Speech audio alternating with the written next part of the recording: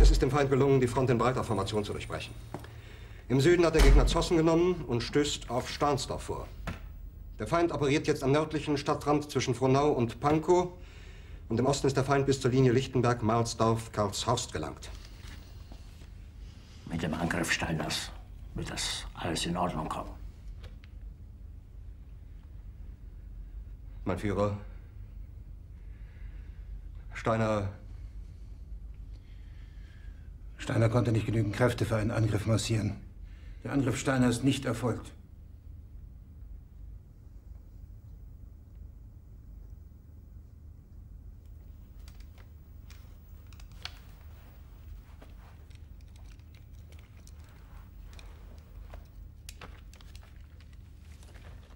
Es bleiben im Raum Keitel, Jodl, Krebs und Burgdorf.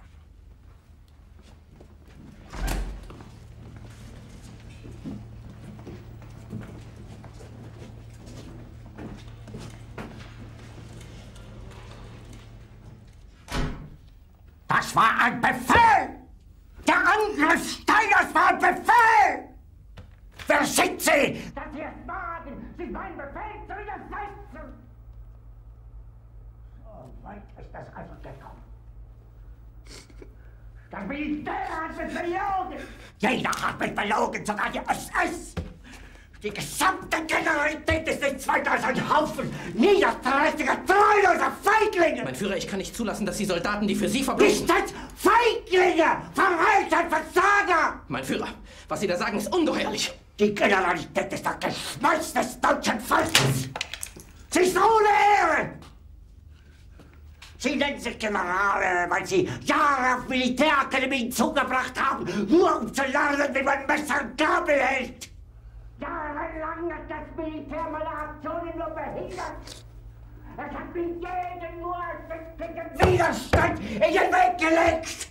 Ich hätte gut daran getan, von Jahren alle höheren Offiziere liquidieren zu lassen, wie Stalin.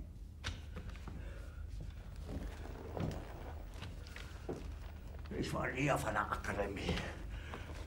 Und doch habe ich allein auf mich gestellt, ganz Europa erobert. Verräter! Von allem Anfang an bin ich so verraten und betrogen worden. Es wurde ein ungeheurer Verrat geübt am deutschen Volke. Aber alle diese Verräter werden bezahlen. Mit ihrem eigenen Blut werden sie bezahlen. Sie werden das saufen in ihrem eigenen Blut. Bitte gerne. Jetzt beruhig dich doch.